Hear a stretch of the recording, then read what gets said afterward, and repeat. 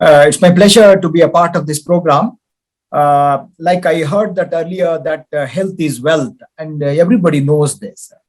But to put it more humorously in the current commercial context, people say that your health is doctor's wealth. Same thing has happened to societal health. Our health has been hijacked by the society. By the society, I mean the state, I mean the politicians, I mean the political parties who are there to divide people and draw dividend out. The demographic dividend for many political parties and divisive forces is to draw the dividend out of division. So, health, as we all know, we should never be hypothecated or mortgaged to healthcare industry, nor the societal healthcare be allowed to be hijacked or hypothecated to state and politicians and any political party of any of all kinds of hues and colors that we see today. Health, WHO has defined very clearly that it is physical, mental, social, spiritual well-being. It is also ecological well-being. So health is a large interconnected world. If you are, if there is hatred, if there is enmity, if there is animosity among people in the society, it does affect the individual, because if we are a part of the whole. There is a nice statement that whole can never be matched by some of its parts. When the whole gets damaged, parts get damaged. The societal health is very, very important. Today we say that in genetics, we say genomics. Genomics means individual genes, how they work, and epigenomics, how they are expressed. They also add sociomics. What is sociomics? If there is a hatred, if there is an animosity, it does affect your even gene expressions. We call this today as epigenetics, which means control over the genes. Epi means control, over and above your own genes. So even in science, we say today that societal well-being, societal thinking has got a huge impact on your individual well-being. How do we have, there is no dearth for human prejudices. How can we get out of the prejudices? How can we become all embracing? Desmond Tutu wrote a famous book, God is not Christian. No God can be belong to one religion. God is all embracing. God is beyond this time and space. That is not time. Rumi always used to beautifully say, you call me that sect, this sect, and put me into any box, that will be your coffin. So we are being boxed, we are being identified, we are being given labels, identities based on gender, caste, creed, religion, and there is no dearth for prejudices. Einstein always used to say, I can break an atom and make a probably atom bomb or a nuclear energy, but I cannot break human prejudices. So I think today what we need is a cohesive forces. We see more and more divisive forces in the world today, and it has got a huge impact on the human health. Recently, I was reading a book by Isabel Wilkerson. The name of the book is called Caste, and in that she says very beautifully, the African Americans who are discriminated in US based on race, they have a shorter telomere. Telomere is a small tail that is attached to chromosome in our genes. Why do they have a smaller telomere and a shorter life expectancy? It's because they are ostracized, they are discriminated. So discrimination has a huge impact even on your genes. I think there is, I remember reading an African poem.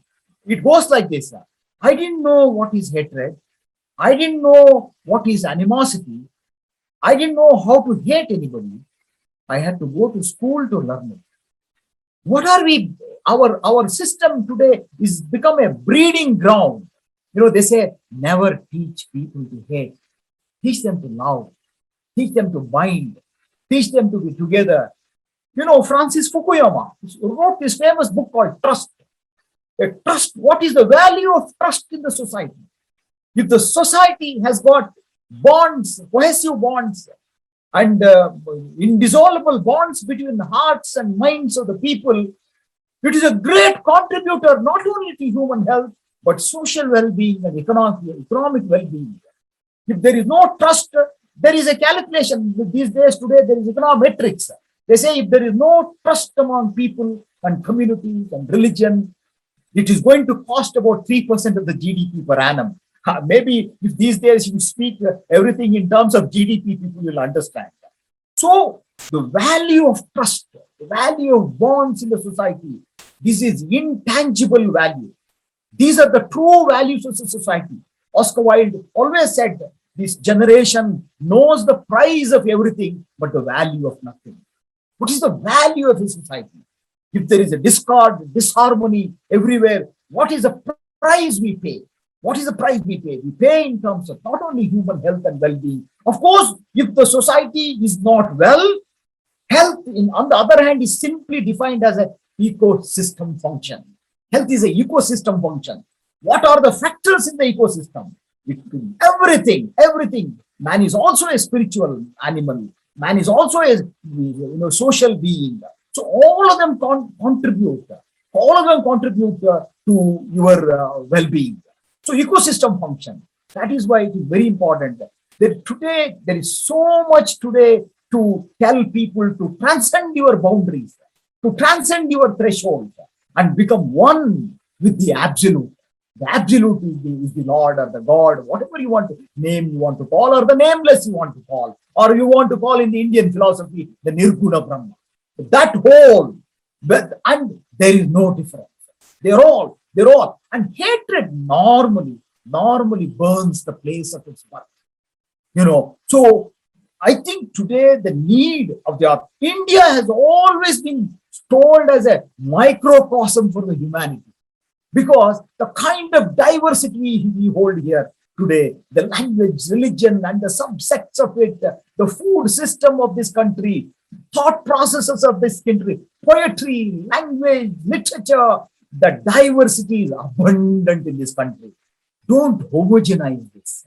Don't bulldoze all this and make it a monoculture. Don't make it a menu homogenization. Homogenization is very boring.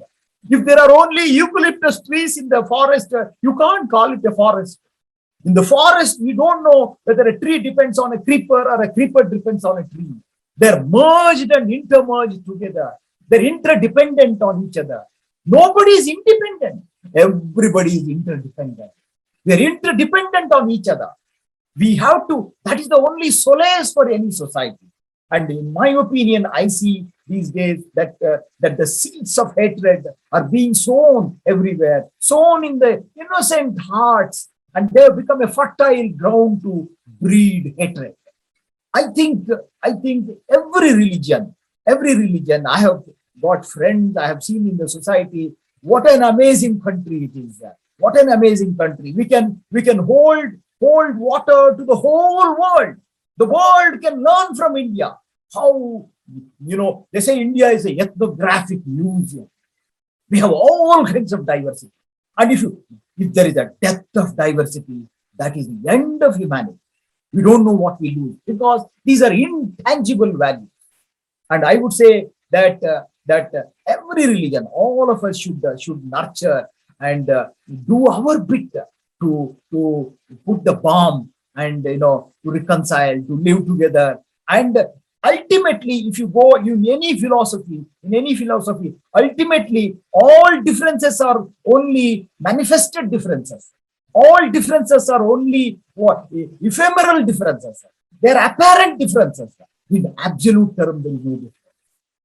So I think, time being very short, that's what I would like to share on this occasion. Thank you very much for this opportunity to share my thoughts.